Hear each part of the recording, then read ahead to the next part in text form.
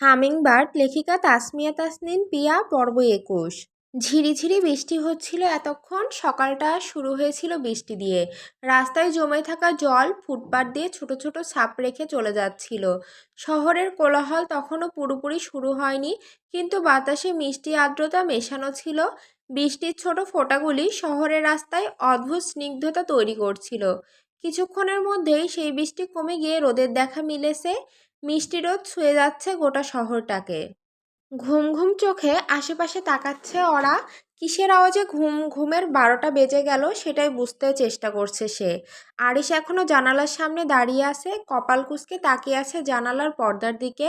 ওরা ধীরে ধীরে শোয়া থেকে উঠে বসলো। আরিশ এখনো খেয়াল করেনি ওরাকে, তবে ওরা আরিশের মনোভাব বোঝার চেষ্টায় আছে। লোকটা সকাল সকাল ওখানে সোজা হয়ে দাঁড়িয়ে আছে কেন? তার মধ্যে ঘরটাও কেমন অন্ধকার লাগছে, জানালাগুলো বন্ধ কেন? ভাবতে ভাবতে বিছানা ছাড়ল ওরা। গুড মর্নিং হামিংবার্ড, মুচকি হেসে বলল আরিশ। ওরা খোলা চুলগুলো হাতের সাহায্যে খোপা করতে করতে সামনে এগোচ্ছে। পরনে তার সাদা রঙের কামিজ, সাথে মাল্টি কালারের প্লাজো। Good morning. এভাবে এখানে দাঁড়িয়ে আছেন কেন? আর জানালাগুলোই বা বন্ধ কেন? আরিশ অরার দিকে তাকিয়ে রইল কয়েক সেকেন্ড। অরার কথা বলা, চুল খোপা করার মুহূর্ত, সবকিছু কেমন স্লো মোশনে দেখছে সে। মনে হচ্ছে ওরা অনন্তকাল ধরে কথা বলতে থাকুক, আর আরিশ ভালো শ্রোতার মতো সবকিছু মনোযোগ দিয়ে শুনুক শুধু। আরিশের নজর গেল এবার অরার কপালে লেপ্টে থাকা চুলগুলোর দিকে। ছোট ছোট চুলগুলো কত সুন্দর লাগছে। অরার ঠোঁটের ওপরে যে একটা তিলও আছে, সেটা তো আরিশ খেয়ালই করেনি এতদিন। আর সবকিছু এত গভীর মনোযোগ দিয়ে কেন দেখছে সে? আরিশের গলা শুকিয়ে আসছে, মনে হচ্ছে অরাকে আজই প্রথম দেখছে সে। আরিশ, শুনছেন? ইয়েস লিটল বার্ড, অবশ্যই শুনছি। কেন শুনবো না বলো, তোমার হাজবেন্ড তো কানে কম শোনে না। কিছুটা এলোমেলোভাবে কথা বলছে আরিশ। ওরা তাতেই বেশ অবাক হচ্ছে। ভদ্রলোকের সাথে দেখা হওয়ার পর থেকে কখনো এমন হাবভাব করতে দেখেনি সে। তাহলে উত্তর দিন। আরিশ ওরাকে চমকানোর সুযোগটুকু না দিয়ে বুকে জড়িয়ে নিল। ওরা কিছু বলতে পারল না। আরিশের হৃদস্পন্দন শুনছে সে। ঢিপ ঢিপ ঢিপ ঢিপ। আমি জানালা বন্ধ করেছি। আজকে থেকে প্রতিদিন সকালে আমি তোমাকে প্রথম স্পর্শ করব, রোদ মামা না। ওরা যে কি বলবে সেটাই খুঁজে পাচ্ছে না। একটা মানুষ এতটা হিংসুটে হয় কিভাবে? ভদ্রলোক নিশ্চিত বেস্ট হিংসুটে অ্যাওয়ার্ড পাওয়ার যোগ্য পাত্র। কি হলো, চুপ করে আছো কেন? অরিশের প্রশ্নে হকচকিয়ে গেল ওরা। কে জানি চুপ করে থাকার জন্য না আবার রেগে যায় আরিশ। এমনি এমনি চুপ করে আছি, ফ্রেশ হয়ে আসি। ওকে বাট কি? ওরা কাঁপা কাঁপা গলায় শুধালো। আরিশের ঠোঁটের কোণে হাসি রেখা আর একটু প্রশস্ত হলো। অরার কোমল শরীরটা আরিশের বলিষ্ঠ দেহের মাঝখানে একরত্তি মনে হচ্ছে ওর। সেই শরীরটা কেমন কাঁপছে, অস্থিরতায় ছটফটিয়ে যাচ্ছে প্রতি সেকেন্ড। আরিশ অরার থুতনিতে হাত রেখে তার মুখটা উপরে তুলে বলল, give me a kiss hummingbird. ওরা কি বলবে বুঝতে পারছে না। এখনো পর্যন্ত আরিশের প্রতি তার তেমন কোনো অনুভূতি সৃষ্টি হয়নি যাতে নিজের ইচ্ছেতে এমন আবদার পূরণ করতে পারে। কিন্তু আরিশ যদি রেগে যায়? ওরা ঘন ঘন পলক ফেলে থেমে থেমে বলে, আই নিড টাইম। কতদিন? জানি না। আমার ধৈর্য কম পাখি। তাহলে? আরিশ মুচকি হাসলো। অরার কথা শেষ হওয়ার আগেই ঠোঁটে ঠোঁট ছুঁইয়ে দিল। মৃদু কাঁপলো অরার শরীর, তারপর ছেড়ে দিল তাকে। তবে আরিশ অরাকে ছাড়ার আগে কপালে আরও একবার চুম্বন এঁকে দিতে ভুলল না। অরা স্বস্তির নিঃশ্বাস ফেলে ওয়াশরুমের দিকে অগ্রসর হলো। বিয়ের পর আজকের মতো শান্তিময় সকাল তার জীবনে আর আসেনি। যদি আজীবন মানুষটা এমন থাকতো। দীর্ঘশ্বাস ছাড়ল অরা। এই যে তামান্না ভাটিয়া, এদিকেও কিছু ফলমূল দাও। তালহার কথায় ভেঙচি কেটে ফলের ঝুড়ি এগিয়ে দিল তামান্না। আমি ভাটা ডাটা না ভাইয়া, আমি শুধু তামান্না। তালহাও ভেংচি কাটলো এবার। ওদের দুষ্টুমি দেখে অরার বেশ ভালোই লাগছে। খানবাড়ির ডাইনিং রুমে সকলে নাস্তা করছে সবাই। তালহা আজ আরিশের সাথে অফিসে যাবে। পরনে তার হালকা নীল শার্ট, সাদা প্যান্ট আর চুলে ন্যাচারাল স্টাইল। তালহার অফিসে যাওয়া নিয়ে তাসলিমা খাতুন বেজায় খুশি। সাবিহার অবশ্য মন ভালো না। কোথায় ভেবেছিল ওরাকে মারধর করবে, আরিশের সাথে বড়সড় একটা ঝামেলা হবে।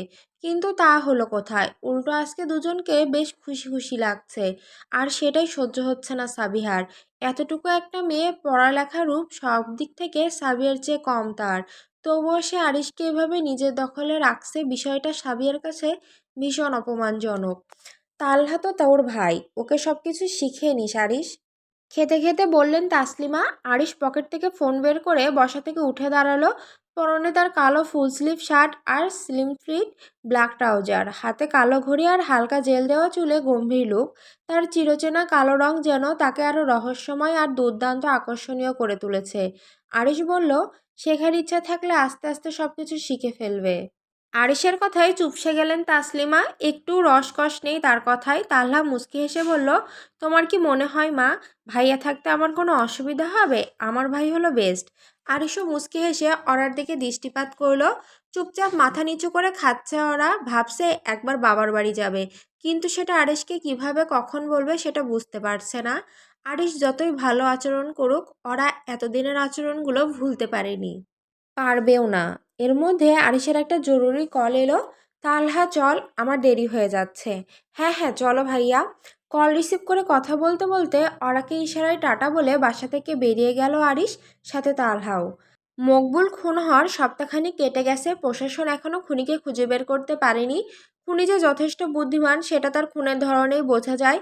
প্রশাসন নড়ে চড়ে বসেছে, তদন্ত চলছে, তবুও কোনো ক্লু, কোনো প্রত্যক্ষদর্শী নেই। কেবল শহরের দুই জায়গায় দুটো পারফেক্ট খুন। পুলিশের মতে এটা কোনো স্বাভাবিক খুন নয়, সিরিয়াল কিলিং এর কেস।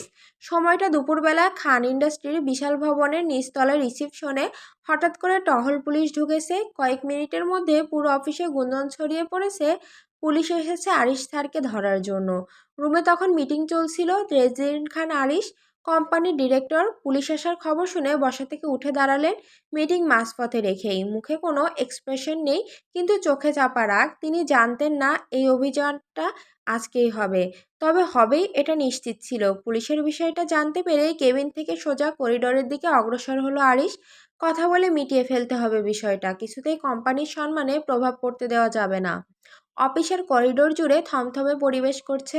আকাশের বাবা জনাব তৌসিফ শাহরিয়ার দাঁড়িয়ে আছেন, চোখমুখ আরিশের প্রতি দারুণ ক্ষোভ প্রকাশ পাচ্ছে। বাবার কথায় একমাত্র ছেলের এমন অবস্থা করেছে যে তার প্রতি রাগ ক্ষোভ থাকবে, এটাই স্বাভাবিক। Senior police officer Bilal Ahmed সামনে এসে বললেন, তেজরিন খান, আমরা এসেছি আপনাকে অ্যাটেম্প টু মার্ডার অভিযোগে গ্রেপ্তার করতে। আপনার সহযোগিতা কামনা করছি। সরাসরি এমন কথায় অফিসের বাকি কর্মকর্তারা আঁতকে উঠলেন। তাদের স্যার কাউকে খুন করতে চেয়েছিলেন? অবশ্য তাদের স্যারের যা রাগ, তাতে কাউকে খুন করা কোনো বিষয় না। দেখুন অফিসার, আমি আকাশকে খুন করার জন্য গুলি করিনি। মারার ইচ্ছা থাকলে তো বাড়িতে গিয়ে গুলি করতাম না। আকাশ আমার স্ত্রীকে তার বাসায় নিয়ে গিয়েছিল, তাও আমার অজান্তে। আমার মাথা গরম হয়ে গিয়েছিল, নিজেকে সামলাতে পারিনি বলেই এমন অঘটন ঘটে গিয়েছে। তাকে মারার কোনো মোটিভ ছিল না আমার, নিতান্তই অ্যাক্সিডেন্ট। মিস্টার আরিশ, পুলিশ এসব কথায় কাউকে ছাড়ে না। আরিশ মুচকি হাসলো। এর মধ্যে আরিশের পার্সোনাল অ্যাডভোকেট সঞ্জয় চক্রবর্তী এলেন সেখানে। সঞ্জয় চক্রবর্তী 36 বছরের মাঝারি গড়নের এক ফিট অ্যাডভোকেট। উজ্জ্বল শ্যামলা গায়ের রং, পাতলা রিমলেস চশমা আর ঠান্ডা অথচ ধীর চোখ। পরনে গাঢ় নীল ব্লেজার, ধূসর শার্ট, কালো স্ন্যাক্স ও চকচকে ব্রাউন অক্সফোর্ড জুতো। চুলে হালকা পাক, ভদ্রভাবে আঁচড়ানো। সেদিন ওই ঘটনার পরে আরিশ সঞ্জয় চক্রবর্তীর সাথে কথা বলে রেখেছিল। উনি সবকিছু আগে থেকে গুছিয়ে রেখেছিলেন, তাই পুলিশ আসার খবর শুনতেই আরিশ অ্যাডভোকেট সঞ্জয় চক্রবর্তীকে কল করে জানিয়ে দিয়েছিলেন। সঞ্জয় চক্রবর্তী চশমার ফ্রেমটা একটু ঠেলে নাকের উপরে সেট করলেন। তার মুখে এক ধরনের আত্মবিশ্বাস দেখা যাচ্ছে, কারণ এমন পরিস্থিতিও তার কাছে প্রতিদিনের চা সন্ধ্যার মতো সোজা। এরকম হাজারো কেস সামলানোই ওনার পেশা। অফিসার বিলাল, আপনি বলছেন অ্যাটেম্প টু মার্ডার। গুলিতে আকাশ আহত হয়েছেন এটা সত্য, কিন্তু এটার সত্যি ঘটনাটি পরিকল্পিত ছিল না। এটা ছিল হঠাৎ রাগের মাথায় ঘটে যাওয়া এক অনিচ্ছাকৃত ঘটনা। তিনি হাত বাড়িয়ে আকাশের মেডিকেল রিপোর্ট দিলেন, যেখানে উল্লেখ ছিল, the bullet wound is not fatal, superficial and caused by a glancing shot, no burn or major artery was damaged. একটা অ্যাটেম্প টু মার্ডারের জন্য যে প্রমাণ দরকার, যেমন হত্যার উদ্দেশ্যে সুনির্দিষ্ট পরিকল্পনা, প্রাণনাশের স্পষ্ট চেষ্টা, সেগুলোর কিছুই নেই। অফিসার বিলাল চোখ সরু করলেন।